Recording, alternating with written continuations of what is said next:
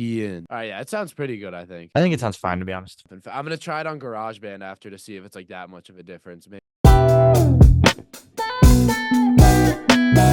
What's going on, everybody? Welcome back to the Back Pocket Podcast episode. I forgot, as usual. I have completely forgotten it. Some football, soccer, whatever you want to call it. We're going to be doing a little recap episode. We're going to be going over recent transfers that have gone down in the Premier League, talking about the Champions League draw and the new format that will be coming. And as always, I'm joined by my lovely co-host, Charlie Nidell. Charlie, how are you doing today? I'm doing great. I am excited for the new Champions League. Obviously, draw just came out a couple days ago. Yeah, today for soccer, I'm excited. Or football for we're gonna call it football during the video, but Yesterday it was Champions League new format comes out. Each team has 8 kind of league games. It is not the kind of table, or not, excuse me, not table. It's not the group format anymore. It is a table format. 8 teams advance immediately to the round of 16, and then teams 16 to 24 play in a two-leg, I guess, round of 32, I guess you could call it, because it's before the round of 16 knockout stage. How are you feeling about this new format? It's new. It's different. Do you think it changes the way the Champions League will be played and be viewed, or do you think that this is not very, a huge change? Because I don't really know. it's hard to tell so far. I think we're gonna have to see it play out for a season or two before we can actually make judgments on it. But uh, look, there's a reason they made this change, and they made this change for viewership. They made this change for the drama that's gonna come from it. Because I'm looking at it, and as much as it's easy to like the old, the change is going to bring us much more drama because the way that the Champions League has been for the last, however long, roughly 30 years, it's been, I won't say not dramatic because the Champions League is always dramatic. You always get drama when some of the best teams in Europe come against each other and play in high pressure games in high pressure stadiums. But I think there's a tendency for, with only 6 group stage games, a lot of the time things get decided pretty early on because you have 2 clear favorites in the group and 2 clear underdogs in the group. And most of the time those 2 clear favorites do pan out and they win most of their games. And by the time you get to the final match day, there's not much left to be decided, 1 or 2 games maybe. But this way there will be a lot more drama because you don't have the same group stage format. And because it's only 8 games, think about how close the Premier League table, for example, is 8 games into the season. Think about the battle for eighth place in the Premier League 8 weeks in. It's so unimportant, but in the Champions League, that'll be super important. There will be a ton of scraps for eighth place, a ton of scraps for 16th place, and even more fighting at 24th place because those are super important spots and teams are going to be close. Teams are going to have tougher matches, easier matches. We'll see what happens, and I think it's going to be entertaining. Yeah, and I actually I meant 11 to 24. I don't know why I said 16. 11 to 24 is the or no, excuse me, 10 or no, 9 to 24 It's 9 to 24 for for the for knockout. the knockout stages, but 9 to 16 get the home match Oh, advantage, okay, whatever right, that right, may right, right. be. So Um, those are slightly more favorable than 17 through 24. right. I think I like it. I think it gives the smaller teams more of a chance now because it's not immediate elimination. You can look at a team, like the Feyenoords, the PSVs, the teams that aren't in one of the top 5 dominating leagues to have a chance to play a knockout game in Europe. I do think it does take away a little bit the specialness of making it past the group stage in the Champions League and how so many teams never do it. I do think it takes some of that specialness out because now you're really looking at like the round of 16 being the true knockout stages, and kind of the ones before that preliminary. But I like the chances it gives teams. It's more games, it's more action. I completely agree. Whenever there's a table, it's more exciting.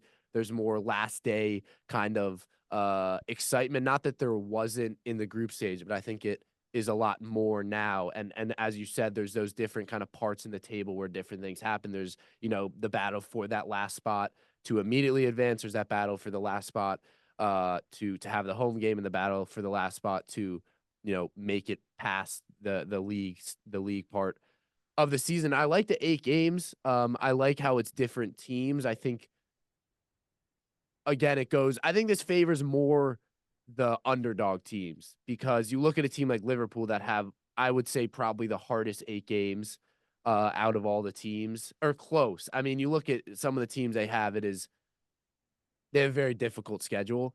However, you look at kind of some of the worst sides where, like, if a team like, I don't know, Young Boys is playing Bayern twice, those are 2 losses, but you give them more of a chance here. So I like it. I do think it's a good changeup. I also think we've seen in football where change tends to garner viewership, garner more excitement around the sport. So I think I don't think I haven't seen much complaints, at least around kind of the football community.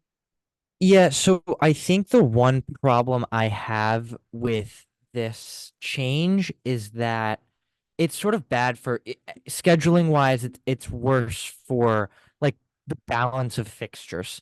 Right. So every week you're gonna have great games. It's gonna happen every single week. You're gonna have teams like Real Madrid playing against Bayern, matchups that we just did not see last year in the group stage, or for the last 20 years. The problem is that some teams get much harder draws than others, which just adds a level of unfairness into it. And there's always a little bit of But would you variety because there are always harder groups and easier groups. Yeah, that's what I'm saying. Would you like? I understand where you're coming from, but I do think the way they've panned it out actually is very similar to the past format. Like, if you look at kind of for a caveat in the new rules, there's generally a like linear comparison to the last one. Whereas, like, if you have a tough 8 games, you generally would have a tough group. So it's kind of matches out. But I see Yeah, what you yeah. mean. It's tough because there were clearly harder groups and easier groups. That's how it's happened for years and years. We see that at the Euros, we see it at the World Cups, anywhere that there's a group stage that happens and it's bound to happen. There's no real way to lose that, or if there are, they're just not as good as the way they've set it up because I think they've come up with some good ideas for this. The problem is because there are even more fixtures, there's even more of a chance for them to be unbalanced. And I think for some teams uh Man City, for example, should pretty much skate through this. Yeah. Uh, a pretty easy draw for them. Look, Inter is a tough team, and PSG is a tough team, and Juve is a tough team. But then they play 5 meaningless games against teams that are from leagues that just can't even compete with them. And Real Madrid doesn't look to have a very difficult schedule. Meanwhile, teams like Juventus or Liverpool, as you said, might have tougher schedules, which just look, 24 of the 32 teams make it through. So tougher schedule or easier schedule, the best teams should be making it through. Right. But I think it makes it a little tougher because it gives certain teams much easier schedules than others. 100%. Before we move into kind of our top 8 predictions, I'd like to talk about Liverpool's schedule just because I personally think it's the toughest. But you look at Arsenal, Liverpool, Madrid, Barcelona, Munich, City, PSG, all tough games. Arsenal have PSG, Inter Milan, Atalanta, Monaco, Liverpool, obviously with Madrid, Leipzig, Leverkusen, Milan, um, PSV, and then Madrid, Dortmund, Liverpool, Milan. I think, and kind of back to what we said, the big clubs got tough. They're playing at least 3 good established teams. Yeah. But I guess, and we don't have to talk about Liverpool specifically.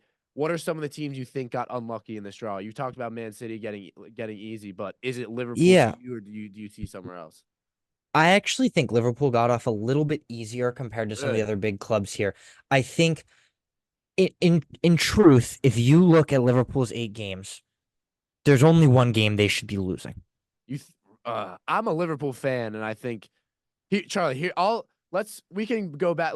I'm just gonna talk about the games that I think I'm gonna go through and I think if they will win or lose. So Liverpool play Real Madrid at home. Let's Look, say that's the one game that I think is an okay. So let's acceptable loss so for them. let's say draw or loss. We'll go loss. I'll concede there. Leipzig I think is a win. Leverkusen at home, I think, is a win. AC Milan away, I think, could be a Tough game. draw. It's a tough game. Leverkusen could be a draw. Lille at home should be a win. PSV away should be a win. Bologna at home should be a win. And Girona away should be a win. So let's say worst comes to worst, we have 4 secured wins in Lille, PSV, Bologna, Girona. I think Yeah. Milan away could be a loss. I think Leverkusen at home could be a draw. And I think Leipzig away could be a loss, or excuse me, could be a win, but I wouldn't be surprised if maybe it's a draw in there. So I think Liverpool got the toughest schedule or the toughest 8 games. Look, I think it's a tough spot to be in because obviously, Real Madrid is always going to be a tough game. And it's kind of unlucky that they drew Real Madrid at Anfield because you want your toughest games to be away because that makes them, even, in some sense, when you play against Real Madrid, you may as well sacrifice that game. So You would rather Madrid I you wouldn't Liverpool I wouldn't would rather Madrid. rather see Madrid away in the sense that, um, not to say that Liverpool can't beat Madrid, Yep. but if for a team like I don't know, Leipzig, I would rather see my tougher games be away because that gives me guaranteed wins when I'm at home against the easier teams. I would rather I would rather have the tougher games at home at Anfield because I think is the hardest place to play in Europe and have those, easier games away because Yeah, I mean there are two schools of thought, right? Because there's the safer approach. I think I'm going for more of the safer yeah, approach, right. which is guaranteeing the wins on the At easier home. teams Right. and then sort of sacrificing the losses against the harder teams. But there's also the, thought that going away against the easier teams, you can still win those games. Yeah. And then bringing the bigger teams home, you can win those games too. But I think in the Champions League, every away game is tough. Yeah. You just see like for a team like Liverpool, they don't go anywhere super adventurous this year. The away games are PSV, Girona, Milan, and Leipzig. All of those are, pretty central Europe. Those are not hard to get to places. But I know a couple years ago, like for Chelsea playing against uh Shakhtar, Yeah. or when you have to play against a team that's, super Eastern Europe and plays in a tough environment, those can be tough, like catch games, and you don't want to drop points in those games. Yeah. Okay. Let's move on to our top 8 predictions. I want you to go first. Just list out the top 8. We can kind of discuss it after and then some of the key teams you think missed out of the immediate advancement to the round of 16. And Yeah, in well, no order. firstly, I'll tell you one of the big teams that I think will miss out, and that's because I think they're the team that got the toughest draw in Uh-huh. this, or one of two teams that I think had the toughest draws. That's PSG. Yeah. Yep. PSG was dealt Manchester City at home, Bayern away, Atletico at home, Arsenal away, PSV, Salzburg, Girona, and Stuttgart. It's a tough, tough schedule. I City, Bayern, Atletico, and Arsenal, those are four yeah. really, really hard games. So I think PSG miss out on I the have the top miss eight. out. Yeah, I have the missing out as well. Um, and then I guess you go who you have missing out for. I guess go where you want with it. yeah, Who you have missing out first? and then the other team that I think had the roughest draw is Bologna because they drew Dortmund at home, Shakhtar at home. Shakhtar is not an easy game. That is Yeah. a team that plays like a scary style of football. Lille at home and Monaco at home, and then Liverpool, Benfica, Sporting, and Villa away. There's no easy game on that calendar for them. Yeah. So I think Bologna is going to really struggle, and I think they're actually going to get eliminated from the Champions League entirely, not Okay. even make the top 24. Okay. But my top eight, in no particular order: Real Madrid, Man City, Bayern, Liverpool, Inter Milan, Arsenal, Leverkusen, and Atletico Madrid. Okay. I like that. I think we have extremely similar. I'll go from my top 8. I have Liverpool, Bayern, Madrid, Arsenal, Dortmund, City, Leverkusen, and Inter. And then the teams that Okay. I don't have making it are PSG. I completely agree. And actually, I didn't fully even look at their schedule. I would kind of agree with you. I think that might be a little harder than Liverpool. That's an extremely tough 4 games. So PSG, Barcelona, I think miss out. Juve, I think miss out, and I do think Atletico miss out, but I think they would be ninth. And Yeah. I Bologna is a tough one, but I think let's talk about yeah, PSG obviously extremely tough schedule. And I think City have a cakewalk. Not I mean, I guess not a cakewalk, but I think City are It's, but to be fair, any schedule that City get, yeah. they're the better team. So it's Besides hard to look at. Madrid, where I think that's the Maybe most Madrid, even. but That's the it's most yeah. yes. But they did get lucky in the sense that, the pot two teams that they drew were Club Brugge and Juventus. And they have Those are Slovan not the Bratslav. toughest. Those are not the toughest pot two teams to draw, whereas PSG drew Atletico and Arsenal in pot two. So it's a tough, Yeah, right. sometimes you're gonna get lucky, and it's a shame that Man City got that lucky, but Yeah, it but is what it that's is. I'm very excited for this. I kind Yeah, of forgot that it's the new format, but I do like the league format. Obviously, I think it adds a lot. And I mean, Charlie, this was extreme. When I was doing this before we recorded, it's tough. Like, what if we see one of those extreme underdog teams making the top eight? I wouldn't really be surprised at all. So I think it is building up to be a very good Champions League this year. But let's move on, and I want to talk about a Liverpool. And obviously, I think when you look at teams in Europe right now, I think Liverpool are a team that are being talked about a lot. 2 wins in 2 games under new manager Arne Slot. Obviously, first manager in I don't, it was some extreme amount of years to win his first game as manager, and that made me realize that Klopp didn't win his first game, which I completely forgot about as Liverpool manager. But as someone who's I guess yeah, you are neutral. I'm a Liverpool fan. I try to be as neutral as I can when we record, but how have you seen, what have you liked, what have you not liked? And then let's go into the Man United game, which is in 2 days, depending on when this is posted. It's Sunday. So what are your thoughts on what you've seen from Liverpool so far? yeah, it's a great question because I think Liverpool have been a relatively big talking point Yeah. in the Premier League this summer, despite almost no noise in the transfer window. But that's because of Arne Slot coming in. So I think what I've seen from Liverpool, I'm sort of in the middle so far. I don't know exactly how you feel on this. I've been very, very impressed by certain players and unimpressed by others, but more so, I've been impressed by the level of play. Yeah. They look like a rejuvenated team. They look like the best moments from last season are sort of coming together into stretches. They're coming together what was really just stretches of 10 or 20 minutes last season during games. They've put together a really nice 180 minutes to start the season. And now it's only 180 minutes, so it's hard to tell by, just that small sample size, but they've dominated thoroughly both games they've played so far. Being Ipswich and Brentford. 62 So Yeah. that being what that Um, is. Look, 62% possession in both games, dominated on shots. The main thing that I've been very unimpressed by is the level of goal scoring. Mm, Uh, Against Ipswich, it was a slow start. First yeah. 45 minutes, it was a slow start. I get it. Uh give him a little bit of Slack. slack for that Yeah. one. Um, the second 45 looked a lot better. Salah scored a goal and Gota. Jota scored a goal. And then against Brentford again, they were the dominant team, but the goals didn't look, they thoroughly deserved the win. I won't say otherwise. But the goals didn't come from extended bouts of pressure or brilliant build-up play that created a great chance that was finished off well.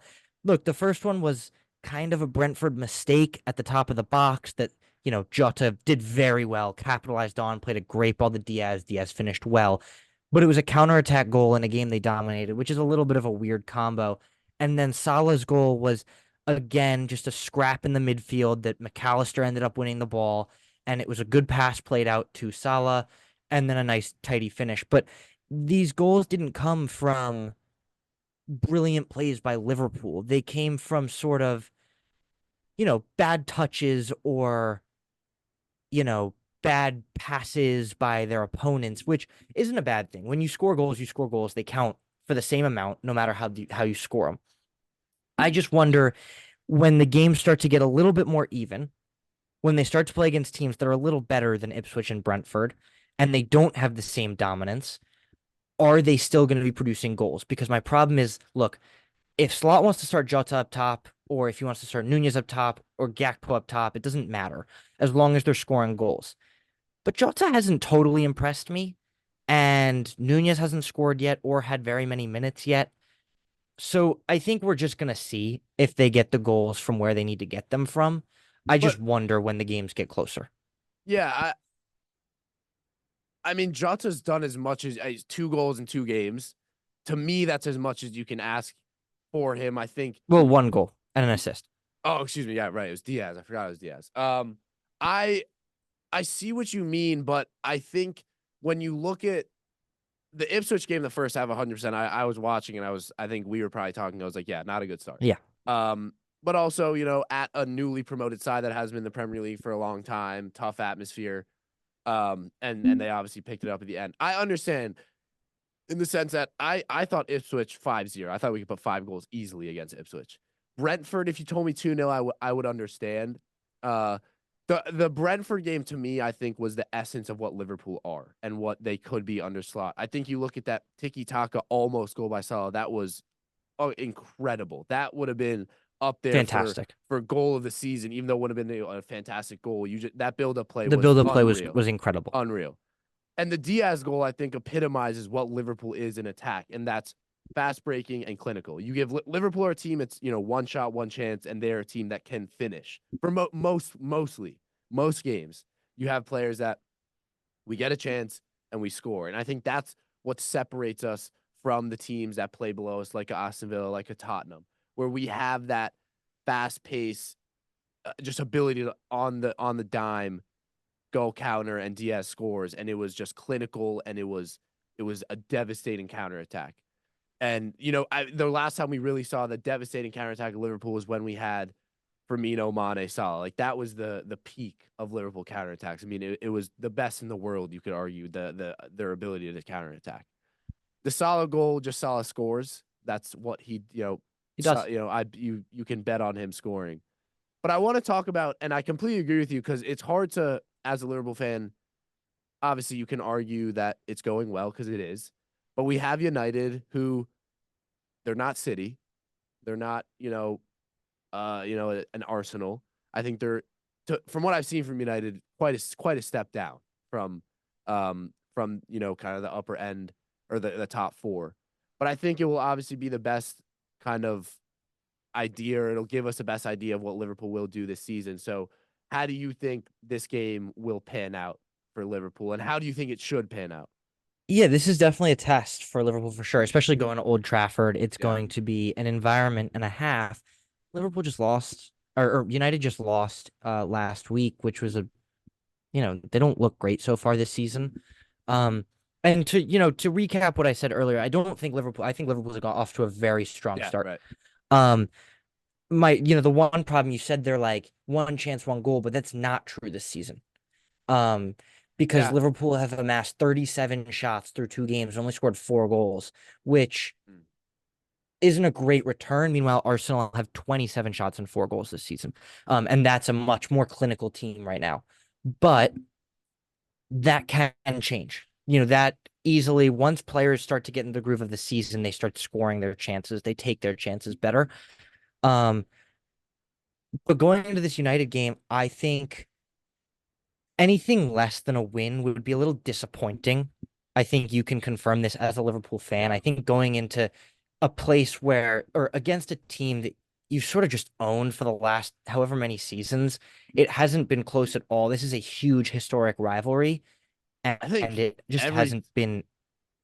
every team besides City and Arsenal, a win is not, or anything but a win. I think is disappointing.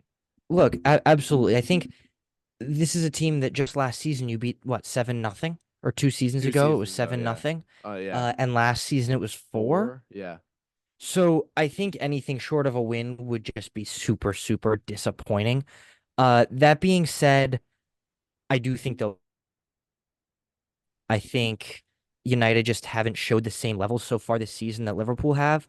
So I'm gonna say it's gonna be a Liverpool 3-1 victory, something along those lines. I think it'll be comfortable. They'll dominate the game. yeah, yeah. I think like you said, the Man United one is, or this upcoming one is going to be the game of the season so far for Liverpool. Obviously at Old Trafford, and the recent scores against United last year 4-0, the year before that 7, the year before that we put past 5. I believe it was the year before that. It might have been 4, whatever. We put past 5. Salah had a hat trick that game. I believe that was 3 years ago. Um, so we're not expecting 7, but we're expecting Liverpool dominance, and as it should be, because I don't think it's a United team that has gotten. I would say they're better, I guess, than last year, but the loss to Yeah. Brighton was not good. I think the only impressive signing for me so far has been Mazraoui. I know Xerxes had the game-winning goal, but against Brighton, he was pretty not. He didn't do much. Delit, I actually have not. I didn't see him against Brighton. Although I was a fan of that signing. I think that was a good signing. But again, I think the only reason why I'm not immediately like, goals win Liverpool is because it's at Old Trafford, which is a tougher environment for Liverpool. But I think when you match up the teams, I mean, Charlie, I'm asking you this question because I think this is actually a good thing. Give me a Liverpool Man United combined 11. Uh, I definitely want Allison in goal. Okay. I definitely want Trent at right back. At center back, give me Van Dijk and Lissandro Martinez. Okay. I don't Just hate based that. on I the don't way hate they've that. started this season, I really like the way Lissandro has started. I'm not a big Martinez fan, Mm, but at Liverpool, he'd start. okay. Um, the left side of the defense, Robertson pretty easily. Mm. My midfield three, This is where it gets a little interesting. I would take Kobe Mainu, Yeah. Yeah.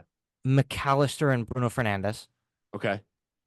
Yeah. And then, like, I hate to omit Szoboszlai, but he does not fit into that midfield. He is worse than all Yeah. three of the other guys. So Yeah. it's I tough. think you have to give Fernandez the respect. Yeah, That's, absolutely. yeah. And then my front three would be, see, like the Gotta be main all spot United Liverpool. could get into this is up top. Yeah. I would take, I mean, for sure, 100% Salah on the right. Mm. And then I'd probably take, Jota or Nunez up front. Uh, Potentially give me Garnacho on the left, No way. but Over Diaz? it just depends on form. It's just their, Currently, right wingers are now. very right now. I probably want Luis Diaz in the team, Yeah. but there are stretches of the season where I'd rather Garnacho, stretches of the season where I'd rather Rashford, then there are stretches where I want Gakpo or Yeah. Nunez or whoever. So, but right now I will take Luis Diaz. Okay. I think I would say probably the exact same thing. I think I would say I like Shabashai. I think him and Fernandez are two players that are incredible. I think Shabashai has been good. I think the Ipswich game, the passes he makes into the final third were incredible. And I really like how Slot makes him as kind of the direct man, the man they play the balls in behind too, as they kind of bring Jota in and kind of have two up top with Shabashai and Jota. But Fernandez is the best player on United, and it's respectfully you can't not take him. Um, Absolutely. but yeah, that's to a long way to prove my point. I think that just shows kind of the gap between um, the teams talent wise. I just think Liverpool have a lot more, and the midfield aside, obviously I know you took um, Mainu, which I think is the best out of all the players. Mainu or McCall, whatever. That's a tough argument, but um, I think Gravenberch has been very good. I really like what I've seen from him, which I really didn't think. Gravenberch to me the past seasons has been. He just reminded me. He's like a lazy kind of play. That's what I thought he was. I thought he was kind of lethargic, but he's Yeah. been great. I think he's been very good as a 6. His passing is good. His ability to check him between the lanes is good. His Yeah. tackling is on and off, but at least he is tackling. Obviously, the yellow card against it was Ipswich. But as a 6, you get cards. That's kind of the position warrants that. Yeah. But yeah, I think it'll be a Liverpool win. It's just tough. Liverpool, I think 2 goals might be the max. I don't know if we put past 3, but I would think a 2-0, 2-1 I just don't know if Yeah, United score, but I do think it'll be a Liverpool definitely, win. I'm hoping definitely. it'll be a Liverpool win. But let's move into our transfers. I was about to say there we land, ironically, but even that I just can't get out of my mouth and respect myself. No offense. I'm congrats to the kid. I saw he was on Sky Sports the other day, so good for him. Um, even though Charlie, you saw the Indian kid who was doing it before him. Yeah, I last feel season. bad, and that dude got like not like if I was him, I'd be Yeah, pissed off. Like he got nothing. I But know. I know. speaking of transfers, let's continue on the Liverpool tangent just because we're there. Chiesa to Liverpool. What are your immediate thoughts on this deal? Like, clap it up. That's a great piece of business. Yep. You could have told me that they signed him for 40 million and I wouldn't have batted an eye. Wow. This is a player that I've loved for years and years and years. I don't know if it was ever on this channel, but I once called him a generational player. Uh, hasn't panned out, but he's still a super talented player and he can play again a variety of positions. He can play on the left, he can play up top, he can play on the right. The one reason I wouldn't give this transfer like an A plus plus, Mm. because I think they got a great deal for a great player, is that I'm not sure where he fits for Liverpool. Yeah. Um, I thought this made a lot more sense for Arsenal to go do, and especially at 13 million. I don't know why Arsenal wouldn't go do this, but this seems to mean that Diaz or Gakpo is probably on the way out because Diaz, Chiesa, and Gakpo are all the same type of player. But They Chiesa's all want Chiesa's to do the favorite same best thing. position I feel like is on the right. I think Chiesa is I just think as he'll good be on the either side. Yeah, but I think he'll be Um, behind Salah. I think that's where I don't think he'll operate on the left unless one but of them gets behind injured. Salah means zero playing time, and a player like Chiesa is going to need playing time. So Yeah. it's a bit of an interesting debacle. I think Chiesa is starting quality in the Premier League, and 13 million doesn't mean a starter, but the way that Chiesa plays, how electric he is, should probably start somewhere. I thought he would have gone into the Arsenal team and probably taken the job from Martinelli. Yeah. I thought he could go to Chelsea and win the job over Mudryk in Yeah. 3 seconds within the, being in the facility. Obviously, Chelsea was never in the race for Chiesa, but I would have loved it. And then, teams like City, he would have had a harder time, but he would have had just as much of a role at City as it feels like as he will at Liverpool. Um, so that's the only reason I hesitate with this one. I think it's a great player for a great price, but I'm not sure about the fit. Yeah. I yeah, I don't if he's operating on the right, I understand. I think if there's three guys on that left side, it doesn't make as much sense. But then Gakpo can operate through the middle. Jota can operate on either side. Nunez can. Um, they won't move Salah, but obviously, I think the entire front line is pretty interchangeable. Like Salah's played striker, and Yeah, um, but I would, I think Chiesa. I think good teams strengthen in positions of strength. I think that's what yeah. they do. And obviously now we're going to be playing on four fronts: Carabao, FA Cup, Premier League, Champions League. Liverpool in the past seasons have seen injuries. Um, and I think Chiesa, it's for its price. I just think you have to go for it. It's You know, 100% a great signing. it was 10 million and 2.5 million add-ons. It was like a ridiculous price for someone like that. Um, but a lot of it's I think it was kind of misleading because the reason he was that cheap was because Mota did not like him and he would have went for free. So they wanted to cash in on him while they could. Right. Mike, the thing that I've seen circulating is this the Salah replacement if Salah leaves? And no one will replace Salah.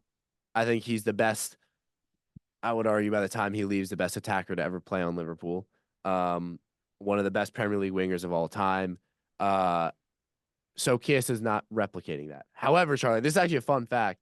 When Salah came from Fiorentina or Roma, wherever he was, he had 77 career goals, and Chiesa has the same amount of goals now going to Liverpool. So I think that means that he's the next. Like I think that shows Oh that's. my God, he's due for 100 Premier League goals in his career. The question is just health wise. A lot of people said since the ACL tear, he hasn't been the same.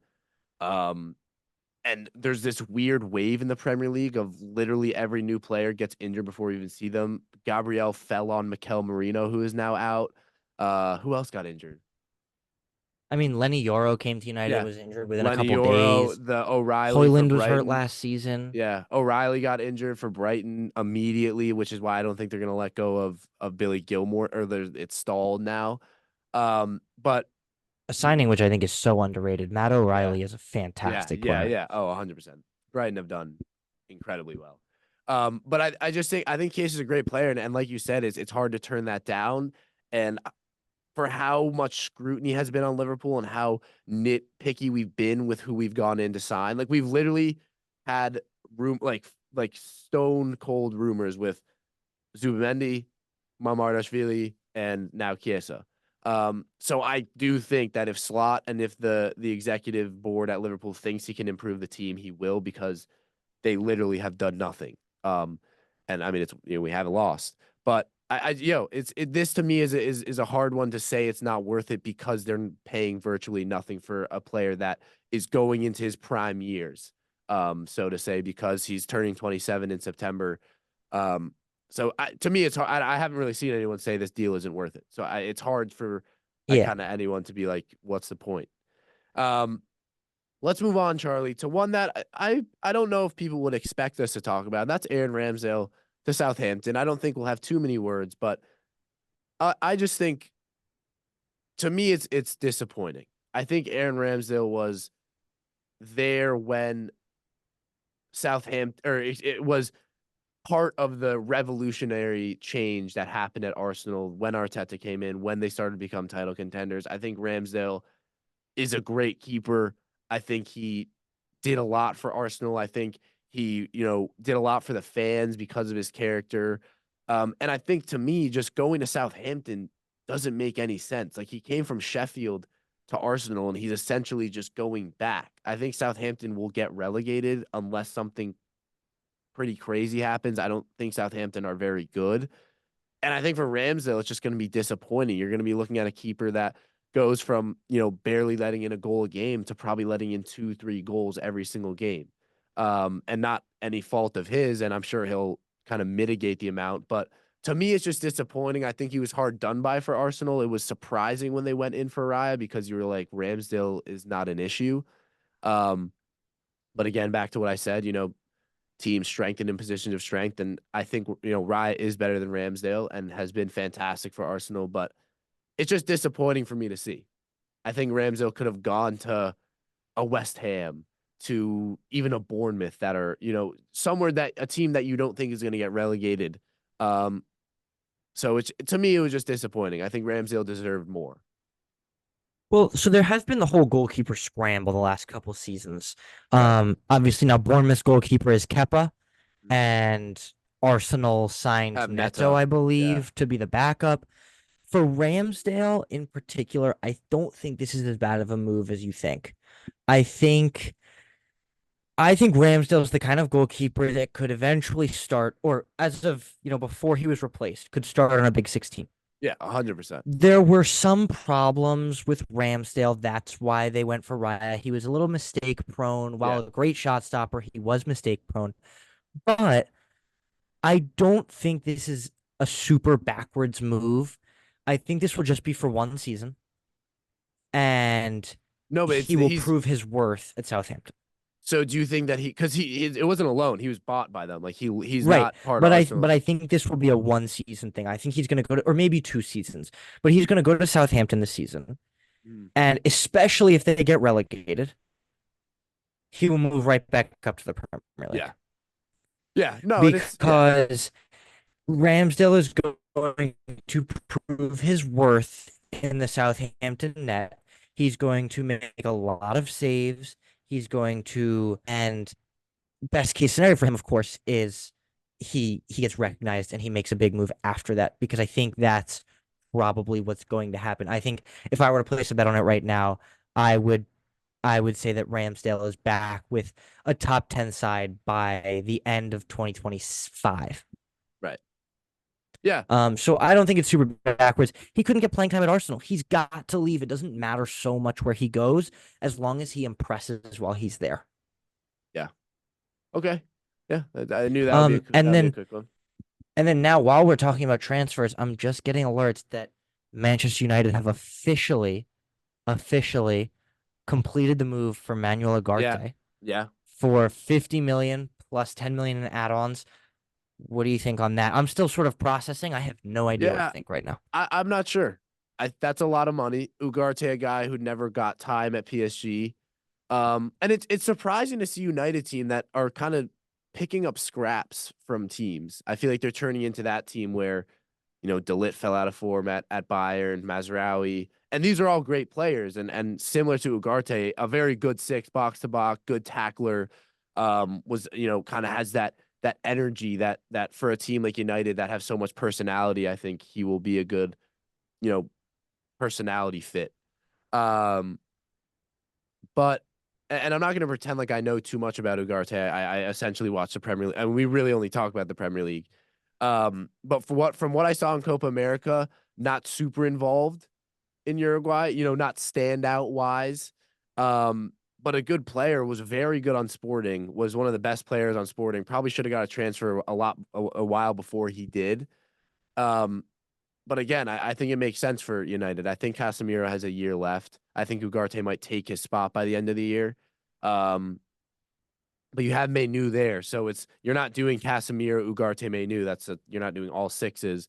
But again, gives more depth to a United team that again is playing on a couple fronts this year. So I don't hate it, but it's a lot of money. So he should, he kind of has a target on his back, or Yep. for people to expect him to play well. And now you've signed big guys. You got Xerxes in, obviously now Ugarte, Lenny Yoro, De Ligt, Mazraoui. United have been active, so Ugarte definitely has some shoes to fill if he's kind of the Casemiro replacement, if that's what they see him as. Yeah, completely agreed. I think well said. Yeah, 100%. there we go.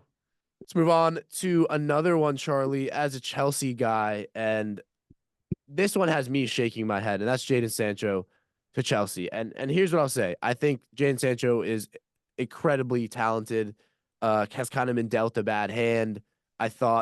I think ideally he would have stayed at Dortmund because he played well, contributed to that Champions League final. But Yeah. again, it's the same story every time with Chelsea. It's like, do they need another winger? Do they need another attacker?